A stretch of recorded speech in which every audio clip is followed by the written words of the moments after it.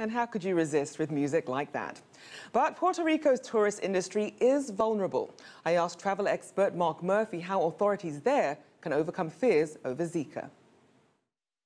The Caribbean is probably the best at mosquito mitigation as it is, right? So they've dealt with mosquitoes and they've dealt with this for years. So they've got treatment programs, they're spraying, they're doing all the things. So the chances are you're not going to be affected. But then you take the extra precaution, you wear a DEET mosquito repellent, you make sure you're sensible at those hours when mosquitoes are more active, you just stay inside. Other than that, there's not much else you can do. And the reality is 80% of the people that get bit and get infected never even know they're infected, and only 20% know they're infected, and it lasts for a day or 2 days max. So as a whole, it's not really something to be that concerned about. The only thing is this connection they're trying to make with pregnancy and this microencephaly, and they still don't know if it's definitely attributed to the virus. They believe it is. So I would just say, listen, if you're in that mode, use extra caution and don't travel to those regions. But for everybody else, what's happening is they're discounting prices. You're getting a much better deal. So for those who want to travel and love the Caribbean and aren't concerned about it, then I encourage them to go. And they're actually going to save a lot on their trip. I mean, to be frank, they're going to save money as a result of this and have a great vacation. Now, Mark, another country that a lot of people are now turning to is Cuba. It's been about a year since the U.S. and Cuba restored diplomatic relations. So with that being said, how has that impacted the number of visitors who are already going to the country?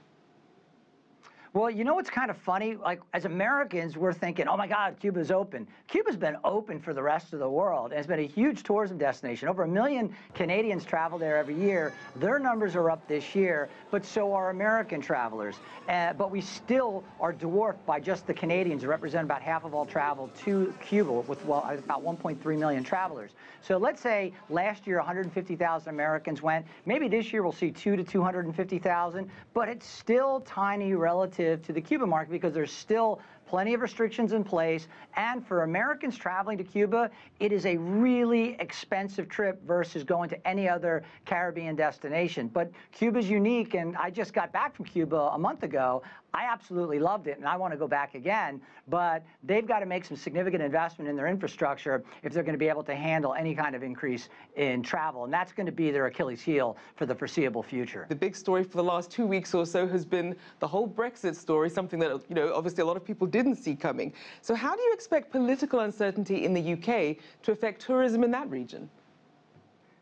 It's going to be a boom for tourism in the UK. I mean, when the dollar gains against the pound and when the euro gains against the pound, it makes inbound tourism to the UK incredibly attractive. So you're getting a 20 to 25% discount on travel to the UK now.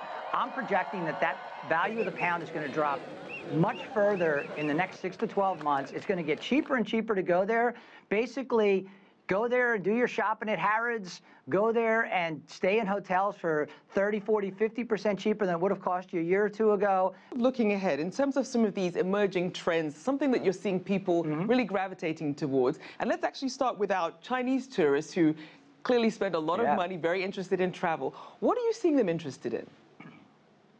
Well, you know what? The cruise industry is positioning ships in China, and they're building ships specifically for the Chinese market. And we're talking these mega ships, billions of dollars worth of investment, and they're building it just for that market. That's how big that market is, and it's only going to grow and get more and more important. And you're going to find that more and more countries are basically actively engaging the Chinese traveler to bring the Chinese traveler. You've got basically the equivalent of the millennials, which is 110 million in the US, which is around about the same in China that's traveling right now and going outside the border. That market is going to continue to grow, and everybody's going to want to tap that market. So I expect a continued boom in outbound travelers from China, and I expect more and more infrastructure going in to address the cruise market and other products that the Chinese tourists are all over right now and want to experience because they've seen it on TV, they've watched it, they want to live that life, and the companies are taking big advantage of it by creating the product specifically for them.